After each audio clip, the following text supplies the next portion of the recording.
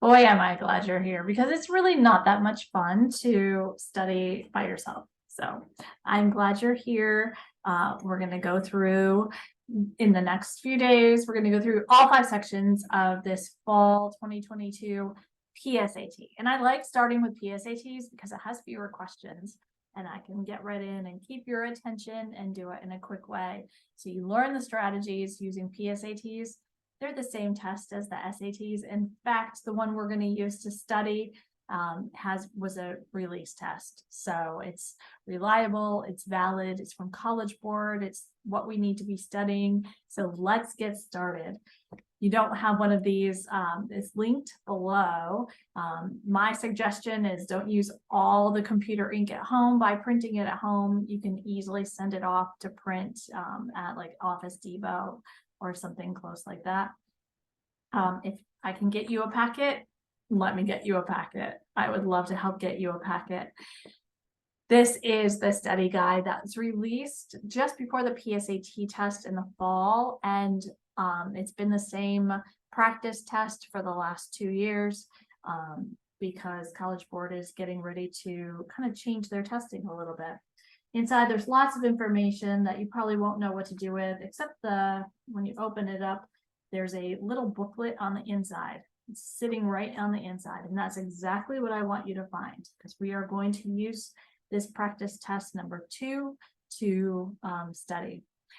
When you are preparing for the PSAT, SAT, either, both, I want you just to know that in the reading section, there are always 5 different sections. So the very first one that we will be working our way through today is the fiction section. Is always going to start off with the fiction section. After the fiction section, then you'll get into either social science, a historical document. Soon after that, there's always a section 1 and section 2. And then there's also always 2 sciences, like a hard science. Like, when you walk into the biology or the chemistry room, smells a little bit different. You'll know you're in science.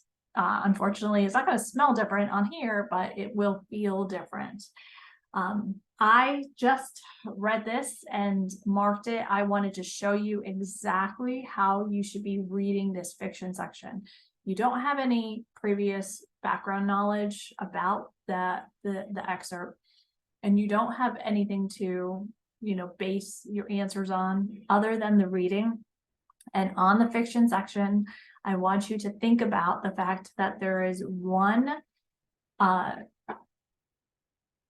always one main character, and that one main character is going to go through something in the short amount of time that we're there. So I like to think about it as an internal conflict. There's never, hardly ever, I think at one time since 2010, I've seen an external conflict with the main character in this fiction section. And that was, he was fighting weather elements. He was trying to make his way to explore the South Pole, and he was having trouble navigating his boat in the icy waters. He was having a hard time with the winds. And so that was really the only external conflict, man versus nature. And most of the readings, it's going to be an internal conflict. It's going to be man versus himself. So this man is going to be trying to discover something about himself, or the main character herself, and you are going to be reading it and marking it when you see little evidence of that person discovering something about themselves, or battling something within themselves, or overcoming something within themselves. So really, that's what you're looking for as you're reading. This, as you can see, I just read it just before so that I could show you what it looks like. I love reading. It is probably one of my most favorite pastimes. And I read very slow when it comes to the SAT. I take my time. I know that I'm going to use my time on the reading. My 60 minutes is going to be used mostly for reading, because then I'm going to answer the questions very quickly. And I'm going to show you how to get through the questions very quickly on this reading section today. So while you're reading, please make sure to underline using your number 2 pencil, underline the parts where you see a man versus man. So the internal conflict going on when they're trying to understand something about themselves. Got it? Let's start underlining and read, and then we'll get into the questions.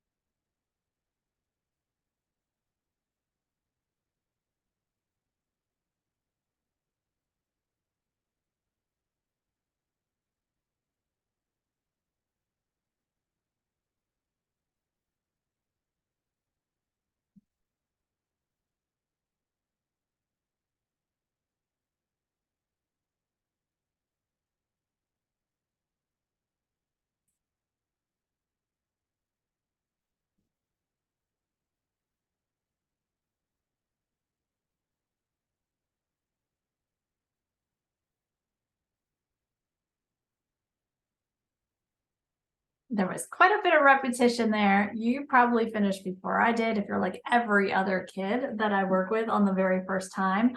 Kind of interesting that this story was all about a race, and I often think that the kids are racing me to finish, even though we're not in a race. So please know that I give you full permission to read slowly. All right, there was a few things that I saw that was kind of repetitive here in the first part. So I noticed there were a lot of don't do this, don't do this, don't do this, don't do this, just go out slow, don't go out fast. It's a time trial, not a race. That was the second time I read that. It's up here too. It's a time trial, not a race. It's a time trial, not a race. In this first like small little bit of reading was all about this coach saying, don't go out too fast, don't do this, and seems to me like he didn't really take the warning very well. He definitely got caught up in watching the other runners, and then that very like kind of a physical response to not being able to run as quickly and pushing yourself pretty hard to the point where he ended up throwing up. I put a big question mark right here around line 84, because even though the coach has said so many times it's a time, is it just a time trial? It's not a race. We just want to see how we're feeling out there, check your shoes, check to make sure you're good. And he still ended trying to wonder whether or not, he got a good time or not. Definitely tells me that there's a miscommunication. In fact, that coach said it at the very bottom. He says, what we have here is a failure to communicate. That's very interesting because he was very clear. Don't, all those don'ts in that first section. And this runner just, I don't know why, I can't explain it. He just went out and gave his all and ended up not feeling so great because of it. All right, so what we're going to look at in this part is there's only 9 questions, so shorter than what the actual SAT will be, but I like that because that means I get your attention for that many questions. All right, so let's start off with the question number 1. Number 1 question oftentimes is just setting the tone for, for the overall meaning, the overall theme of the reading, and that's basically what you and I just talked about, was the overall theme of the reading. So based on the passage, which character would most likely agree with the idea that when trying something new, it's best not to push one's limits? So Falvo, yeah, I think we just discovered in the theme of it, that's all he was saying. McCann, I don't remember him speaking at all. Mosher, the narrator. The narrator was telling us we shouldn't push your limits. No, he demonstrated the exact opposite. And the person who said let him go, I think between the two, we would definitely choose Falvo. I know that one was easy. So let me start showing you some strategy. All right. Okay, number 2, there are going to be on your actual SAT test, there's 11 of these. Which choice provides the best evidence to the answer to the previous question? I really want you to get these ones right. And so the way that you're going to get them right is you're going to look at what the previous question is asking you. You're not going to look at the answer because God forbid you didn't choose the right answer. So we're going to look for where this happened in the passage. So based on the passage, the character would most likely agree with the idea that when trying something new, it's best not to push one's limits. So we're going to look for that evidence. All right, here's the first little time saver I'm going to show you. Actually, I hope I can show you 3. That was the first thing. You're going to look for evidence for the question before. So number 1, look for evidence for the question before, not the answer. I want you to get all 11 of these correct. And it's very easy to do if you look for the evidence for the question before, okay? The second thing is, every time, every SAT follows a question order rule, meaning questions, the first few questions, we're only on question 2. It's going to come from the first part of the reading, always. The next bulk of questions, the 4, 5, and 6s are going to come from the middle part of the reading. And then the 7, 8, 9, 10s are going to come from the end of the reading. The questions go in chronological order along with the reading. It happens every time. It's the question order rule. You can count on it. In fact, let me show you this. If what I just said is true, I actually could completely get rid of lines 55 to 60 and lines 76 to 79, because if the SAT, if they decided that the answer was C, they would have to, get you to answer a question where the answer is 56. And then they could only ask questions about the rest of the article. They wouldn't be able to go back to lines 1 through 55. They're not going to do that.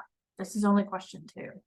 Also in lines 76 to 79, if they were going to say that this is the correct answer, D, if D is the correct answer, which I know it's not, then they would have to say that the correct answer was going to end at line 79 And then the rest of the questions, question 3, 4, 5, 6, 7, 8, 9, are all going to come from this little bit of information.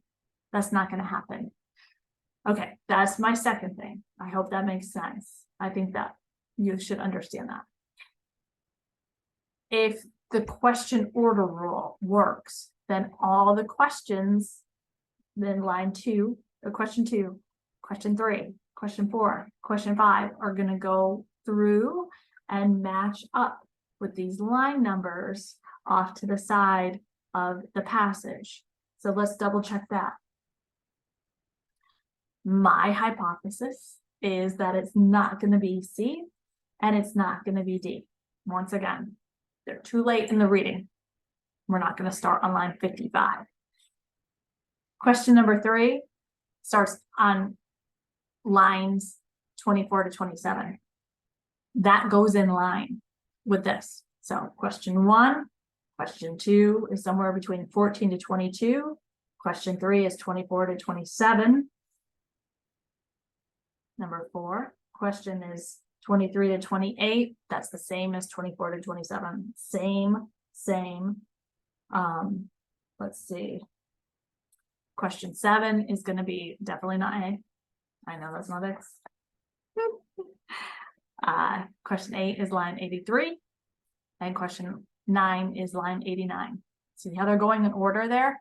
So question order rule. You can use that to your advantage, like I just did. As I've told you, I always want to narrow down to 2. So I always want to get it down to 2 in every single question. You'll see why on especially passage 1 and passage 2 when it gets really difficult. But I really want to get it down to 2. So now that I've narrowed it down to 2, I'm not spending time reading all 4. It's going to save you a lot of time. Okay. All right. So what are we looking for again? We're looking for who would say, which character would most likely agree with the idea that when trying something new, it's best not to push one's limits. All right. We're going to go see if it's line 14 to 17 between Albright and McCann. It's best not to push your limits.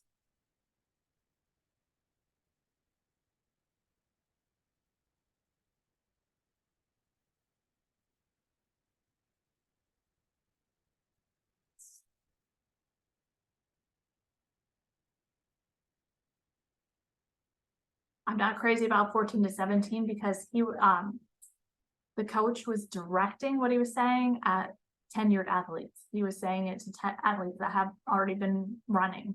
And he's just saying, I don't want you to drain the well today, McCann. And so I not think he's necessarily saying don't push your limits. And then lines 19 to 22, he turned to yourself.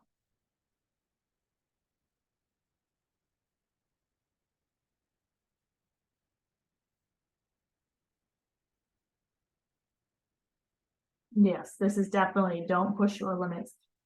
I don't want you doing anything stupid, Mosher. Some of the boys have been at it for a while. Don't think about them. Think about yourself. That's definitely a character saying when you're trying something new, don't push your limits. So B would be the answer. Number 3, in the context of Balbo's instructions to the runners, the main purpose of lines 24 to 27, pace to okay, is to. All right, so here's the first thing that I want you to notice about this. When a SAT question gives you lines, kids automatically, without even thinking, because y'all are so sweet, automatically just start flipping back. In the room, all you'll hear is this. The sound of flipping. If I'm flipping, I'm going to know why I'm going back. I'm not just going to go back. I'm going to know why I need to go back. So I'm going to look at this again. In the context of Balbo's instructions to the runners, the main purpose of lines 24 to 27, pace to okay, is to. Let's see if we can narrow down to 2 before we go back. 9 times out of 10, you can get the right answer without going back, but let's just see if we can narrow it down to 2 anyway. So I'm going to look for the main purpose of the lines is to provide useful general information to the group. Maybe, I do remember him kind of giving some instructions to the group. Emphasize and elaborate on advice given earlier. I do like that one because there were a lot of don'ts, right? There are a lot of don'ts. So I definitely like this one. Introduce a philosophy applicable to sports and life. I don't remember him going philosophical. I really think he said, don't drain the well. And then he turned to that main character and said, they're going to go. You don't go. Don't try to keep up with them. Reveal Falva's underlying motivation. There was nothing in the article at all about his underlying motivation. He was just being a nice coach and trying to keep a new runner from hurting himself. So now we're on 24 to 27, pace to okay.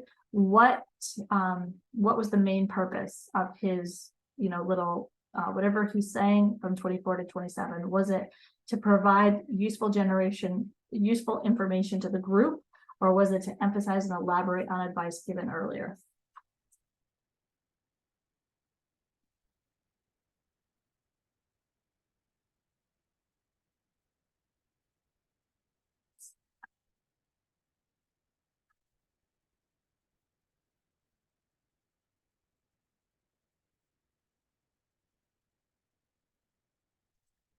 After rereading it, he wasn't talking to the group.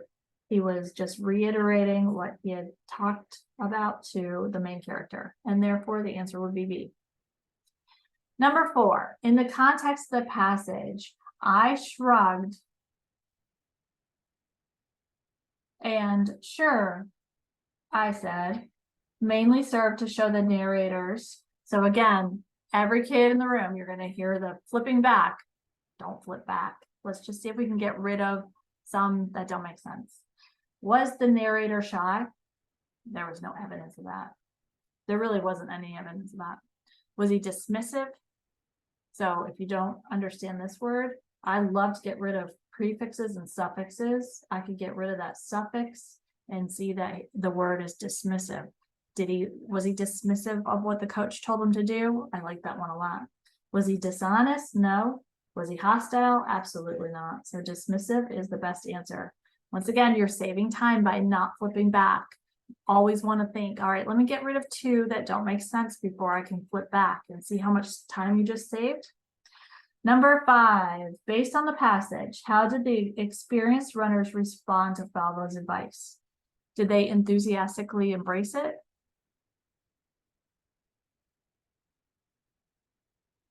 I really don't think so, but I want to read another one just to see, but I really don't think so.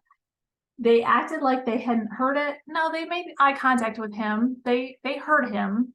They listened to him. And I know that they listened to him because at first they kind of, remember, they stayed as a pack. They kind of just glided.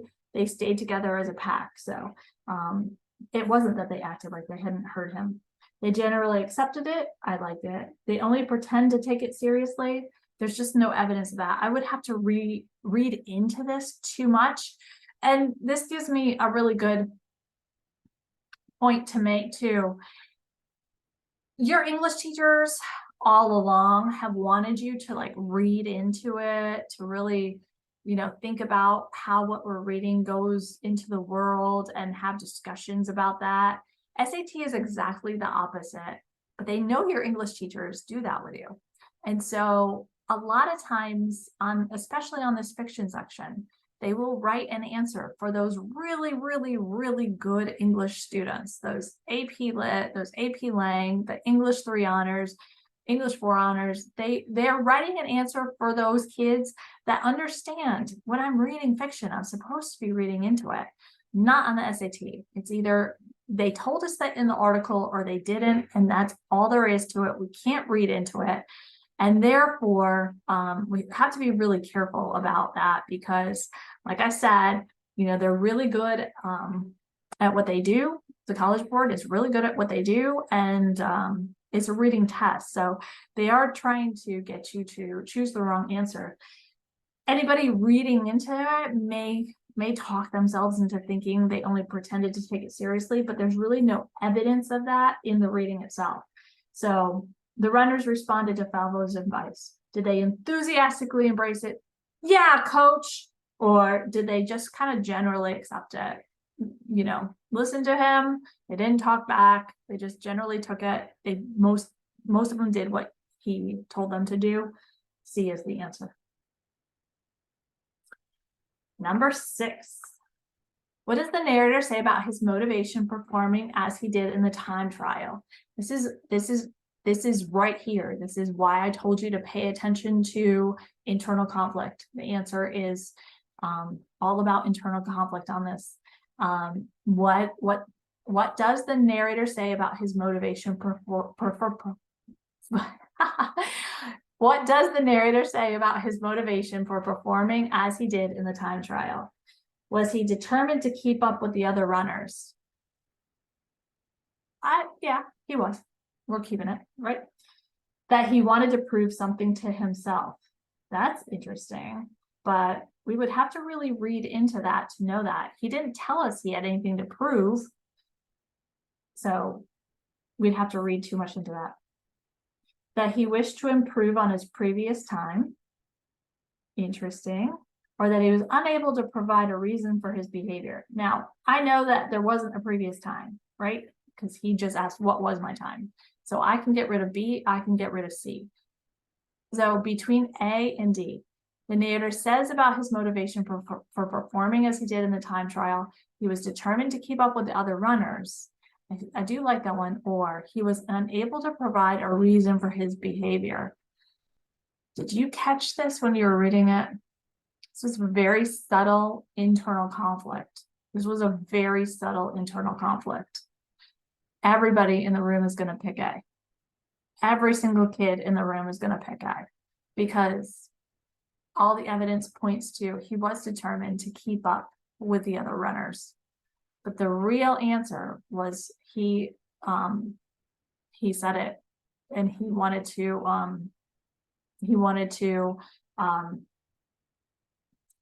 understand. He doesn't understand. All right, so if I'm uncertain and I see the next one is going to be a choice that provides the best evidence for the answer to the previous question. If I'm down to 2 and I really just don't feel great about picking one or the other, and the next one is the best evidence for the previous question, then let's use this one to give us the answer. Number 6 is a really, really, really tough one. It's really tough. And you really had to, read for internal conflict on that one. And I don't think we've had enough practice for you to do that. So let's have a look at number 7. All right. What do I know already? Question order rule. What can I get rid of? They went to line 28. They went to line 27. And then they went to line 28.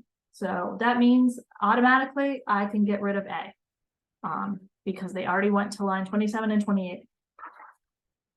We are not down on line 91 to 94. We're not all the way down to the very end yet. And the reason why I'm saying that is because we're only on question 7 and there's still question 8 and question 9.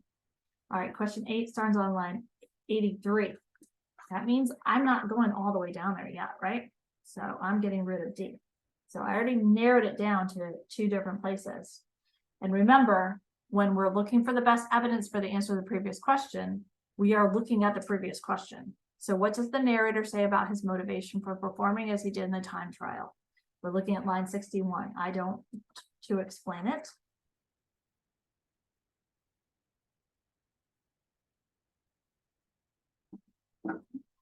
And then we're looking at line 73 to 76. I remember and into him.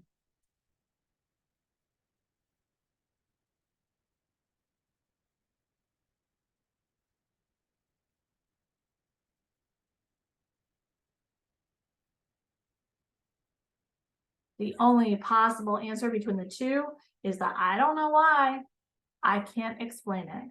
And that's his internal conflict. He doesn't know why he went out like that. Oop, yep. And then he was determined to keep up with the other runners, or he is unable to provide a reason for his behavior. Saying, I don't know why, I can't explain it, means that he's unable to provide a reason for his behavior. He really doesn't know why, and he's throwing up because of it, but he doesn't know why he ran like that. We've all done that. We've all pushed ourselves too hard in Hope class, right?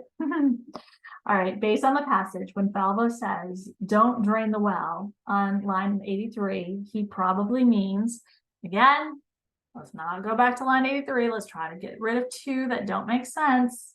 Don't drain the well. He probably means don't use up all your energy. Well, I sure do like that one. Don't get sick. He wasn't saying don't get sick. Don't try to outdo one another, or don't quit before you're finished. Don't drain the well. All right. Don't use up all your energy, or don't try to outdo one another. I hear you. You're answering already. You like A. I like A too. Good. And finally, number 9, as used in line 89, vindicated most nearly means. All right, so there are 9 most nearly means. That's a 9. Not a good one, but that's a 9. There are 9. Oh, it's number 9 too. Oh, there are 9 most nearly means on your test. Coincidence? Yes, it really is. And so I want you to get all of these right. This should be the easiest 100 extra points you get by getting all of these right. So whenever you see a most nearly means, we're going to change it into an answer. Sentence completion, I like to call it. We are absolutely not going to look at the answers that College Board gives us. We're only going to pay attention to the word vindicated. And what College Board has done so beautifully in the last few years is taken a word that we are either a little, like, I don't use this word every day, but I understand basically in context what it means. But College Board has taken very simple words and made it into a very tough test question by choosing homophones. They have multiple ways to be used in sentences. So we're going to get it down to a very simple word. We're going to go to line 89, and we're going to look for vindicated.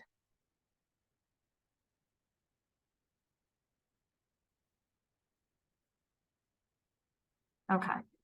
So in the context of what's happening here, he laughed, that bitter Falvo laugh. Ha, like he'd just been vindicated.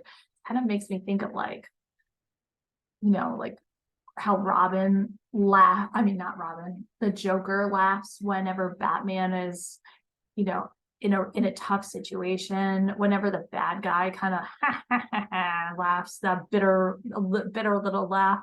That was a good bitter little laugh. I don't know. I'll practice my bitter little laugh. That he's just been indicated. He wants to know what he got. He said, like, there was somebody with us. There's nobody else around. And he's kind of like mocking this kid who's throwing up on the grass in the middle of the track. Ha ha ha ha. He wants to know what he got. What does that sound like? Some bad guy. I don't know. I'm thinking some Christmas movie. Ha ha ha ha. So he laughed, that bitter Falvo laugh, like he had just been, I'm kind of just thinking like he had just been like told he was right? Like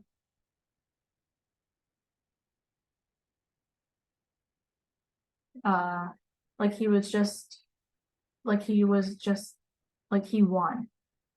Like he was just told he was right. He was just told that he was the winner. He was just told, and he laughs a bitter little laugh. Ha ha ha ha. All right. So he was just told he was right, or he was just told that he won something. He won. Okay, vindicated. Does avenged mean like he was told he was right, or he just won? Avenged means like there was a battle and somebody won, right? So I don't think that's it. Set free, it told that he was right or just won, doesn't mean set free. Defended against, told he was right, or won, doesn't, proven right is the correct answer.